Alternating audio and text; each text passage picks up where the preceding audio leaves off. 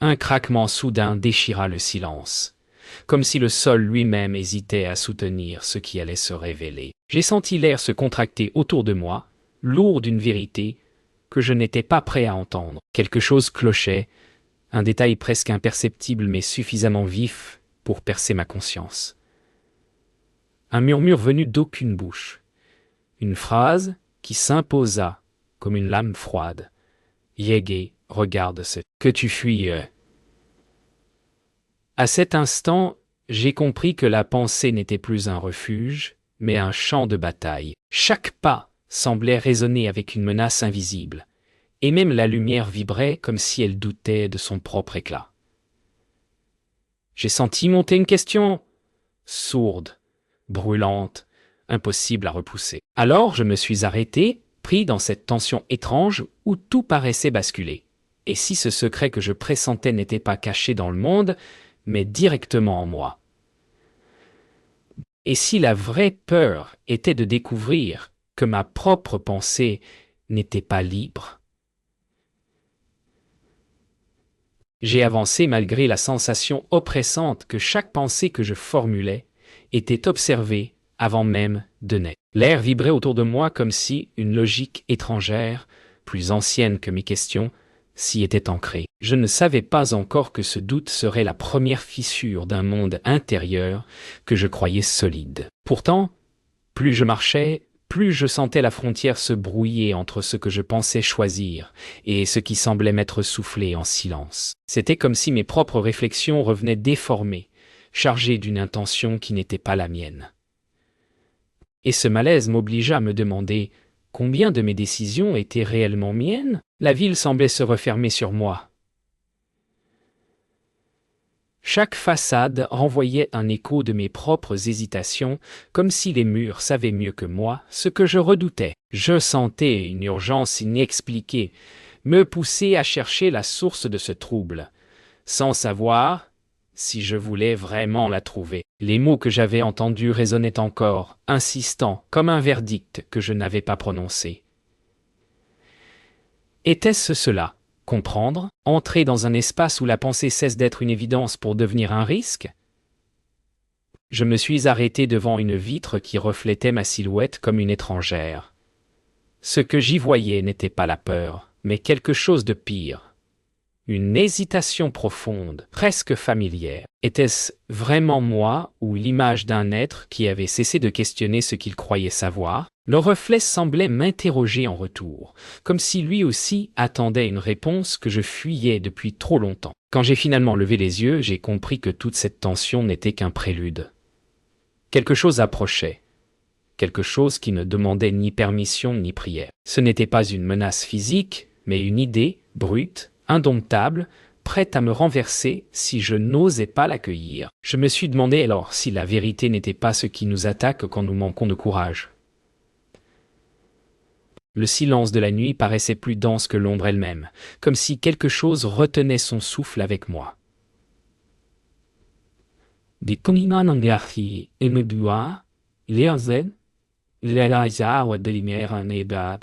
Avec moi. J'avais cru que le doute se calmerait, mais il s'était au contraire affûté, prêt à s'infiltrer dans chaque interstice de ma pensée. Chaque pas résonnait comme une mise en garde, un rappel que la tranquillité n'était qu'un souvenir.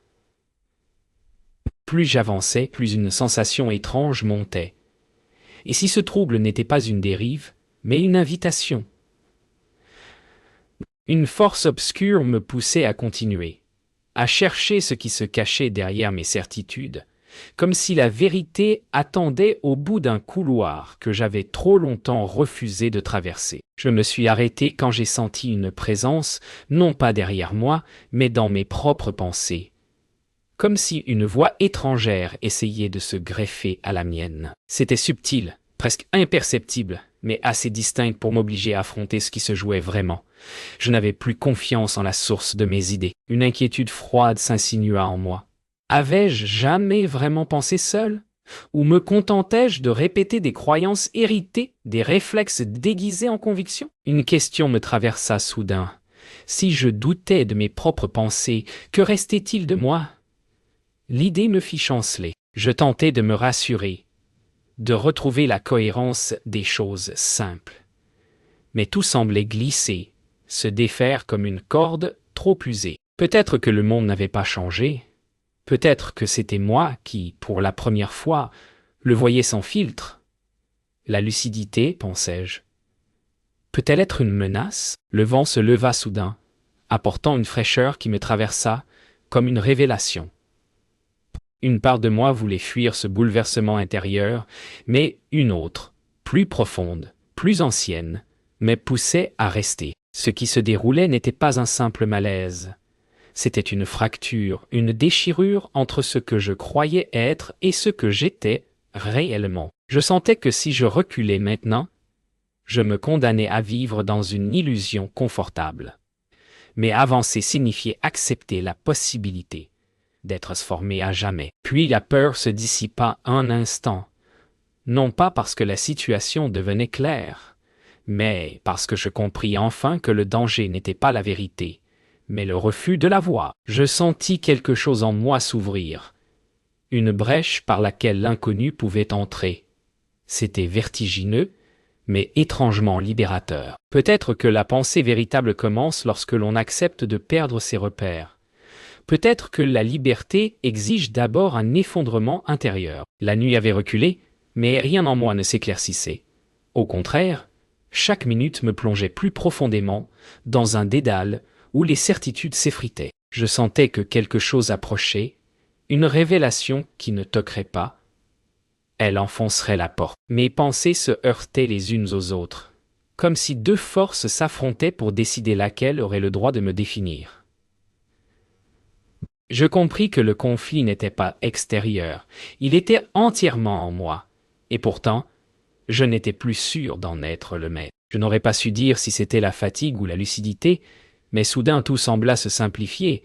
Ce que je fuyais n'était pas une vérité extérieure, mais l'effondrement de mon ancien moi. Une partie de moi résistait encore, réclamant le confort des habitudes, la tranquillité des idées déjà pensées. Mais une autre part exigeait que je pousse plus loin, que j'ose franchir la frontière entre croire et savoir. C'était un duel silencieux, et j'emportais les deux épées. Je me suis demandé quand tout avait commencé à basculer. Était-ce ce murmure étrange, ou bien un moment plus ancien que je n'avais jamais voulu reconnaître? Peut-être que l'effondrement avait commencé il y a longtemps et que je n'avais fait que retarder l'inévitable. Mais désormais, chaque pensée semblait me rappeler qu'il n'y avait plus de retour possible. Il fallait regarder la vérité en face, même si elle était tranchante. Une tension électrique traversa l'air, presque palpable. Ce n'était pas un signe extérieur, mais une résonance intime, comme si mes pensées avaient enfin compris ce qui les menaçait réellement. La vérité demande toujours un prix. Je sentais mes anciennes certitudes se fissurer, cherchant désespérément à tenir, mais c'était vain. Je devais choisir.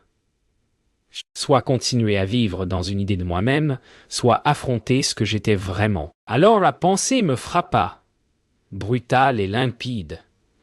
Pour grandir, il faut accepter de perdre une version de soi. Tout ce que j'avais tenté de protéger en moi se révélait n'être qu'une armure trop lourde. Je compris alors que la liberté ne commence pas quand on trouve des réponses, mais quand on ose enfin poser les bonnes questions. Et au cœur de cette évidence nouvelle, je sentis naître quelque chose de rare.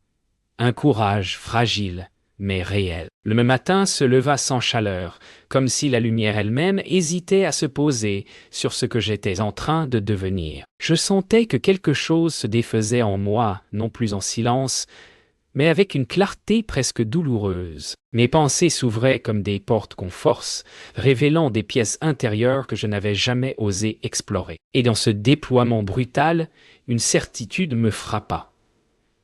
Je ne pouvais pas me contenter d'exister dans ce que j'avais hérité. Il fallait choisir, et ce choix n'aurait rien de confortable. La vérité ne me poursuivait plus, elle me devançait. Je croyais autrefois que mes pensées étaient solides, construites sur des fondations stables. Mais maintenant, elles se révélaient fragiles, malléables, prête à s'effondrer dès que je les touchais. La sensation n'était pas celle d'une perte, mais d'une libération brutale, comme si je déchirais enfin une toile qui me retenait depuis des années. Je découvrais qu'il n'y a rien de plus dangereux qu'une idée qui se croit finale, et rien de plus vivant qu'une pensée qui accepte de mourir pour renaître différemment. Un déplacement imperceptible se produisit dans ma conscience. Ce n'était pas une illumination, mais une cassure, un point de rupture où l'on ne peut plus revenir en arrière. Je sentais que tout ce que je croyais savoir sur moi-même se vidait de son sens, comme une maison qu'on aurait trop longtemps laissée fermée. Une peur nouvelle apparut. Non pas celle de ce que je découvrirais, mais de ce que je devrais abandonner. La vérité ne se contentait pas de montrer, elle arrachait. La tension montait en moi comme une marée qui refuse de s'arrêter. Je sentais que je touchais enfin quelque chose d'essentiel, quelque chose que je n'avais jamais osé confronter. La responsabilité de ma propre pensée. Il m'était plus facile de me cacher derrière des influences, des habitudes, des illusions, mais maintenant, je comprenais que la liberté avait un goût étrange, presque cruel. Elle ne protège pas, elle exige. Et puis, tout devint limpide. La vérité n'était pas une destination que j'allais atteindre un jour. Elle était un mouvement, une tension constante, une rupture permanente avec ce que j'étais la veille. Je compris que si je voulais avancer, il fallait accepter de me perdre encore, de briser encore, de questionner encore.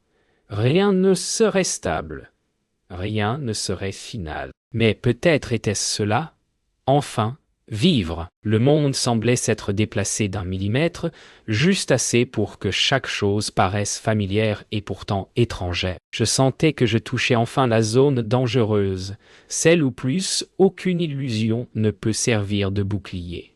Chaque respiration devenait une confrontation, chaque silence un miroir. Je n'étais plus seulement face à mes doutes.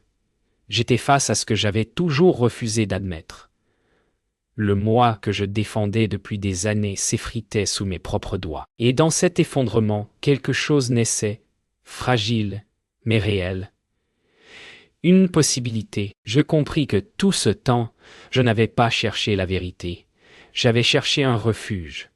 Quelque chose qui m'excuserait d'être resté immobile. Mais maintenant, face au vide intérieur qui s'ouvrait, je voyais clairement que ce refuge n'avait été qu'une prison subtile. La pensée libre ne me protégeait pas. Elle m'exposait. Elle me rendait responsable de ce que je devenais.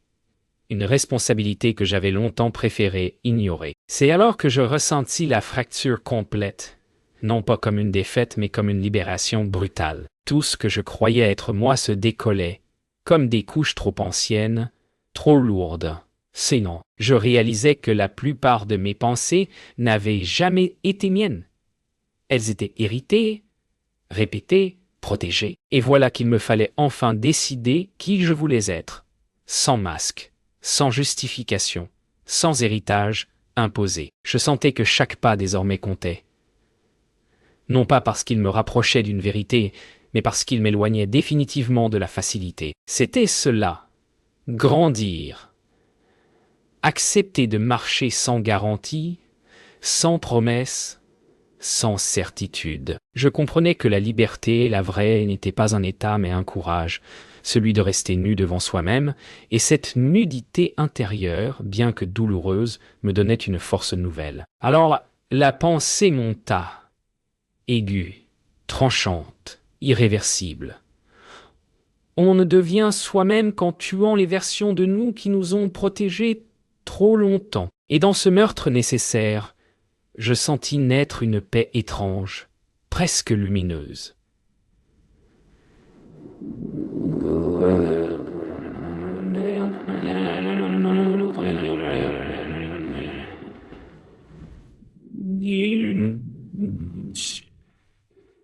Je n'étais pas encore libre, mais pour la première fois, j'émergeais. Et peut-être que c'était déjà un début de victoire.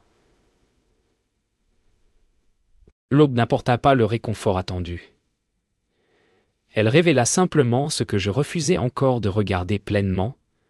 Le monde n'avait pas changé, Mais moi, oui, une force nouvelle se formait en moi, encore maladroite, encore tremblante, mais indéniable. C'était une clarté brutale, presque dérangeante, qui me poussait à examiner chaque pensée comme si elle devait justifier son existence. Je comprenais que la liberté n'était pas un don, mais un combat permanent contre les illusions qui m'habitaient.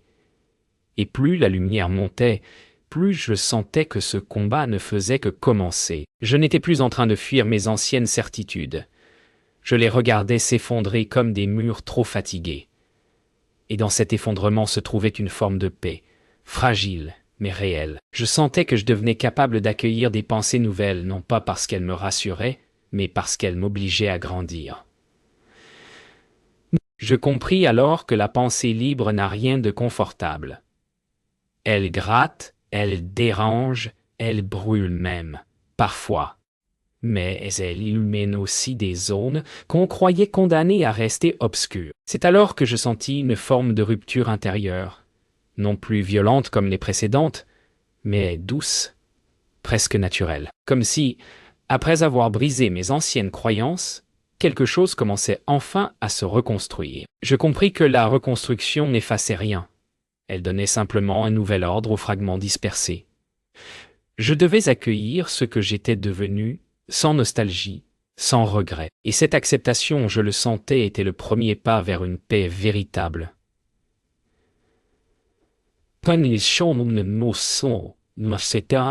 Vers une paix véritable. Un calme étrange m'envahit. Comme si toutes les tensions accumulées s'étaient enfin dissolues. Je réalisais que mes anciennes peurs n'avaient jamais été des ennemis. Elles étaient des signaux, des avertissements, des rappels que je n'étais pas prêt. Maintenant, je l'étais. Je sentais que je pouvais regarder la vérité sans détourner les yeux. Non pas parce qu'elle me rassurait, mais parce qu'elle ne m'effrayait plus. C'était une force discrète, mais ferme, qui s'ancrait en moi. Alors la pensée devint simple. La liberté intérieure n'est pas un état à atteindre, mais un mouvement à entretenir. Elle ne se donne jamais une fois pour toutes. Elle se rejoue chaque jour, à chaque décision, à chaque vérité que l'on accepte ou que l'on refuse. Je compris que je n'avais pas fini de lutter, mais pour la première fois, cette lutte ne me fatiguait plus. Elle me portait, et je sentais, avec une clarté nouvelle, que je n'étais qu'au début de ce que je pouvais devenir. Je marchais sans hâte, comme si chaque pas révélait un fragment de ce que j'étais devenu. La ville semblait plus nette, moins menaçante, non parce qu'elle avait changé, mais parce que je n'avais plus besoin d'y chercher un refuge. La pensée ne me bousculait plus.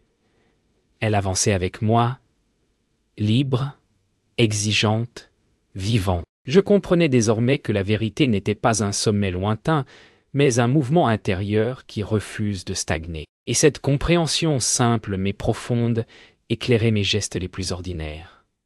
J'avais l'impression de respirer pour la première fois sans peur. Peut-être était-ce cela la maturité, accepter d'être en perpétuelle construction. Je sentais que quelque chose en moi se stabilisait, non pas pour se fermer, mais pour s'ouvrir autrement. Les idées qui autrefois me faisaient vaciller devenaient désormais des points d'appui, des tremplins vers une pensée plus vaste. Je n'avais plus peur de remettre en question ce que je croyais, ni de laisser mourir ce qui ne me servait plus. C'était comme si une architecture nouvelle se dessinait en moi, plus souple, plus authentique, moins dépendante du regard des autres. Je n'avais plus besoin de certitude, j'avais besoin de mouvement. Je repensais à toutes les luttes intérieures qui m'avaient traversé. Elles me semblaient lointaines, presque irréelles, comme si elles appartenaient à un autre homme. Pourtant, je savais qu'elles étaient la source de ce nouvel état. Rien ne s'était fait sans douleur, sans rupture, sans confusion. La transformation, je le voyais maintenant, n'avait jamais été une menace. Elle avait été la condition même de ma libération. Je n'avais plus besoin de me protéger de moi-même. En regardant le ciel, j'eus le sentiment étrange que tout ce que j'avais traversé ne servait qu'à me préparer à une seule chose, penser par moi-même, sans tuteur, sans béquille, sans crainte. C'était un vertige nouveau, mais lumineux. La vérité n'était plus une menace ou une promesse. Elle était une compagne de route, exigeante mais juste. Je comprenais mieux maintenant pourquoi tant de gens préfèrent s'y soustraire. Elle demande de devenir adulte, et devenir adulte signifie ne plus chercher d'autorisation pour exister. Le moment arriva sans éclat, sans révélation spectaculaire. Une simple clarté intérieure, douce et profonde. Je compris que la liberté ne se gagne pas une fois pour toutes. Elle se cultive, elle exige de rester vivant, attentif, honnête avec soi-même. J'avais cessé de fuir mes propres pensées. Je les avais accueillies, transformées, traversées. Et désormais, je me tenais devant ma vie comme devant un territoire ouvert, risqué, mais enfin réel. La question s'imposa alors, simple, brûlante, inévitable.